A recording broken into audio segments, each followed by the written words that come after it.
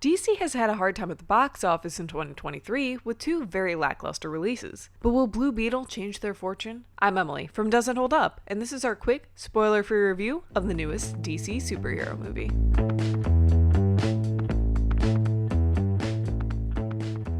Jaime Reyes, played by Xolo Maridueña, has just arrived home from college to discover that his family's in financial trouble. So he takes a job as a house cleaner for the rich and powerful Victoria Cord, played by Susan Sarandon. Here he meets Bruna Marquezini's Jenny Cord, who asks him to come to Cord Industries the next day for a job. There she hands him an alien artifact known as the Scarab. Back at home with his loving family, the Scarab fuses with Jaime and he becomes the superhero Blue Beetle. The problem is Victoria Cord wants it back and will stop at nothing to get it. Jaime must figure out a way to work with this alien tech to protect himself, his family, and their way of life.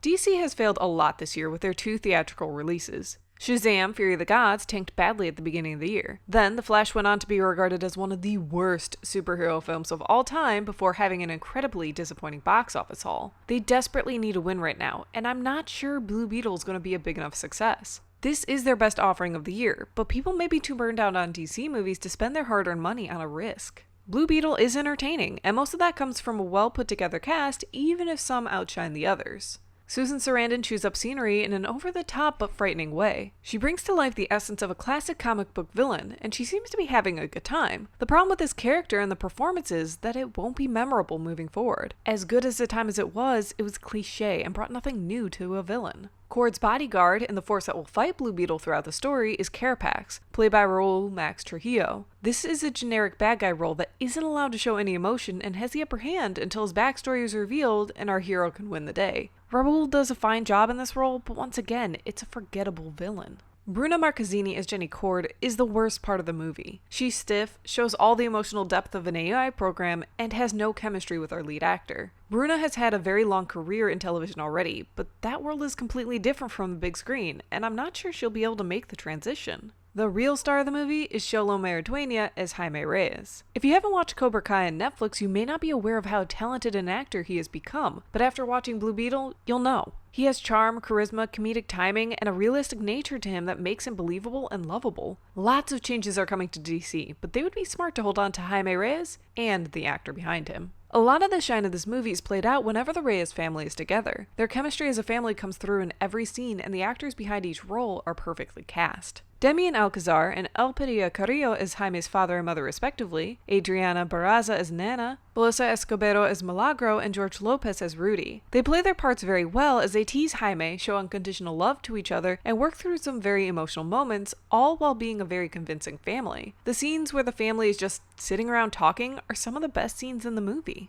Oh, and Becky G is fine as the voice of Scarab, but has so little dialogue you could have inserted any voice actor into the role and it would have been the same, if not better. Where Blue Beetle fails the most is the story. The writer, Gareth Dunnet Alcacer, pulls together a storyline that directly mirrors a lot of what we've seen in other superhero movies. During the movie, I kept thinking to myself that it felt like I was watching the first Iron Man movie all over again, but without the charm. The first flight, learning to use the powers, and fighting an amped up version of the hero's suit in the finale. The story beats will actually remind you of every origin story we've seen in the last 15 years. I wish he had brought some uniqueness, some originality, but there was none. There should have been a second writer that better understood action as well, because many of the fight scenes in the movie felt out of place and hurried. He really shines with the smaller beats when the actors are allowed to show their talent. The CGI, although a vast improvement over the last release, The Flash, still comes across a little cartoonish and unfinished. They made an actual suit for the actor and stuntman to wear, and it looks amazing, but it also looks weird and off whenever the movie switches to the CGI version of it, especially whenever Blue Beetle is taking on OMAC. Their first fight is edited to hell to hide how bad the CGI looks, but it does get slightly better in their later fight. Jaime's first transformation into Blue Beetle is an amazing moment marred by bad moments of CGI. Maridueña's acting is great in the scene where you can actually feel his pain, but every now and then, the bad CGI can take you out of it.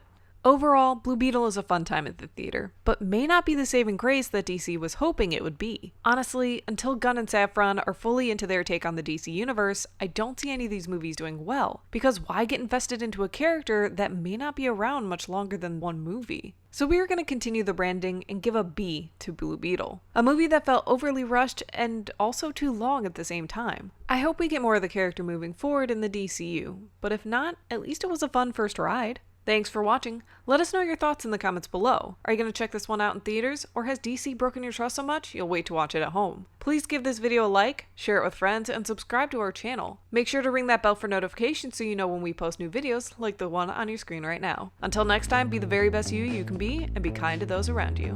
Bye!